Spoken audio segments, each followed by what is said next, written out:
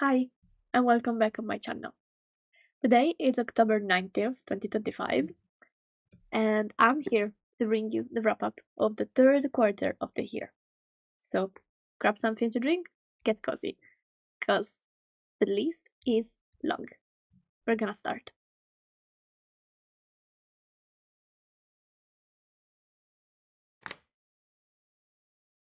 So, as always, we go monthly, but first I need to give a giant shout out to the community managers that manage the book club and everything bookish related on Discord because they are the reason why I've been able to read so freaking much in these 3 months, and I am so hyped to share with you all the readings that I made. The first book that I read in July was The Hobbit. For our parallel book club, we decided to read the Lord of the Rings saga plus The Hobbit, and we started right from there. It was the first time that I read Tolkien, and I have to be honest, I started with the wrong foot because I didn't know that The Hobbit starts like a children book. So, knowing these big books that Lord of the Rings are, when I read The Hobbit, I was like, what is this? What am I reading? But once that I finally got a little bit of the background story, I really enjoyed the book. I gave 3 stars, mainly because the first impact was a little bit rough. If you want a suggestion from someone that just started to read Tolkien, starting with The Hobbit is a great idea because it gives you a light introduction to the world that then you're going to find in the Lord of the Rings trilogy. So I will start from The Hobbit if I were you. The second book that I read in July was Rosen Chains by Julie Soto. Well, I started this book knowing the background, knowing the previous story. I started this book with really, really high expectations, and it met them all. All. I loved how the author was able to rewrite the world building. I loved how in this book there is a constant jumping between past and present because it was a great way to discover the stories and the reasons behind all the actions of the protagonists. Something that didn't fully convince me was that, well, it's gonna be a duology. And this is only the first book, so there's no end to this book yet. So yeah, arriving at the last page and not reading what I expected to read, it was a little bit of struggle. Apart that, great writing, great world building, great characterization of the characters. I gave 4.5 stars. Not 5, didn't reach the 5, but 4.5 completely deserved, in my opinion. The third book that I read in July was Sodom Sketchy by Bonnie Kent. What to say about this book? It's not easy. I mean, the way in which it's written is amazing. The words flow really, really well, but the topics that are touched, as you know, I don't struggle reading this type of books, so for me it was a really great and true story. It really felt like reading a slice of life and reality. Hit it in a great way. I gave 4 stars out of 5. The fifth book that I read in July was 1984 by George Orwell. This was my second time reading it because I read the first time in high school and I read it for our main book club. What to say? Well, 1984 for me, it's a masterpiece. It's the book that made me fall in love with dystopians. It's not easy, but as usually happens, I realized that in the second rereading, I grabbed things that I didn't the first time I read it. There's a deeper meaning, of course, that every time digs a little bit deeper in my brain. And now I'm going to say something that is gonna sound strange, but every time I read this book, I find it more unsettling.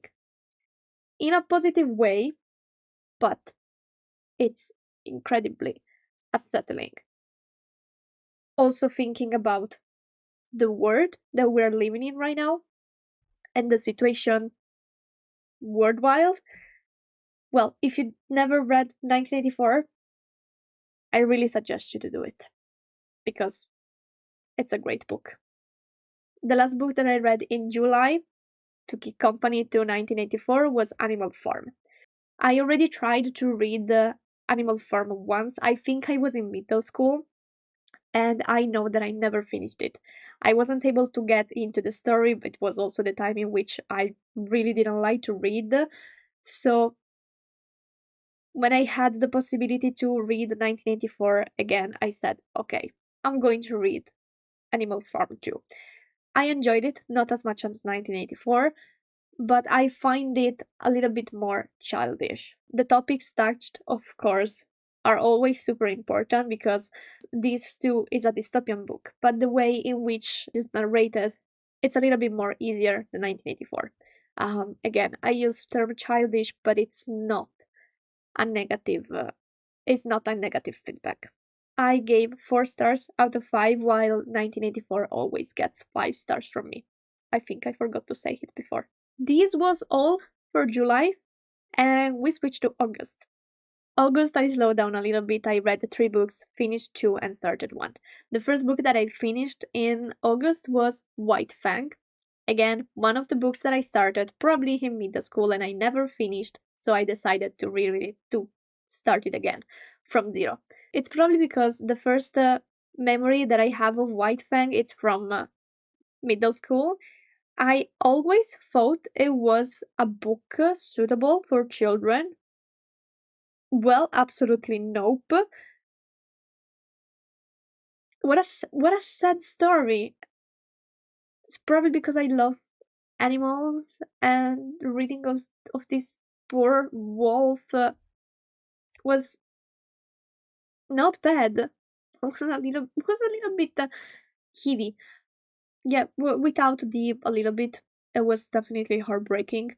So yeah, this was a strange experience. I don't think I'll ever read it again. I'm happy I did read though, because heartbreaking, but it was a great book. So I gave 3 stars out of 5. The second book that I read in August was Fotografia come terapia by Anna Delia. It rhymes, I know. The title translated is Photography as Therapy, and it's basically an essay that talks from different point of views of what photography is, what it does, and analyzes the elements that made photography what it is. It was a book that got suggested me by the person that made me fall in love with photography and teach me photography. I found it super interesting. By the title, I always thought it was something about how photography can hit and help the mental well-being. It wasn't, but still, it talked about how photography can impact your life and give you different point of views in your life. So it was super interesting. I gave 3.5 stars, if I'm not wrong, mainly because essays are not really my type of books. And then we have September. September was an incredible month for my reading, so let's dive into it.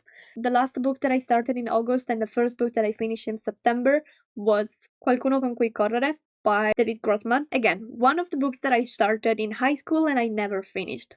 I used this summer to recover a bunch of books. This one was the main one of the list of books started and never finished. I expected a different story, not that heavy for teenagers, but I can understand because I remember that the first 2 years of high school were the years in which we were starting to read books a little bit more about life and struggles, also to be educated on how to face them. So it was good. I gave 3 stars out of 5. The second book that I finished in September was Riptide by Sarah Swartz. I definitely needed something lighter after the books that I read before, and I enjoyed this cute teenage romance. I gave 3.5 stars out of 5. And then we start with Shakespeare, because in September our book club was about Shakespeare's. And while I was there, I decided to read a lot of Shakespeare that I never had the opportunity to read.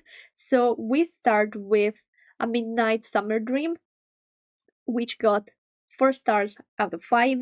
Then I read The Venice Merchant, that also got 4 stars out of 5. Then we have The Comedy of Errors, that got, guess what, 4 out of 5.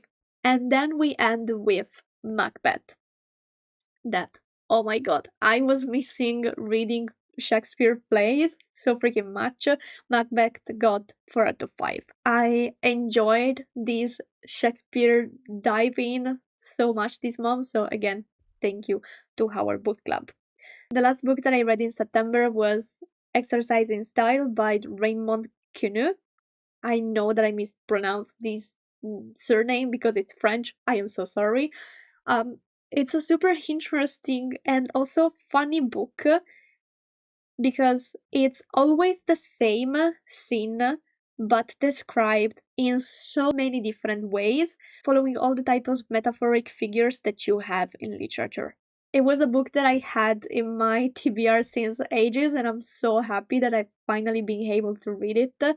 If you are into literature or writing, I highly suggest it because, as I said, it was really interesting and made me think a lot about how many writing styles we can have and how personally I always stick to one only, while I should definitely explore more. So that was a 4 out of 5 stars, and it was a great experience.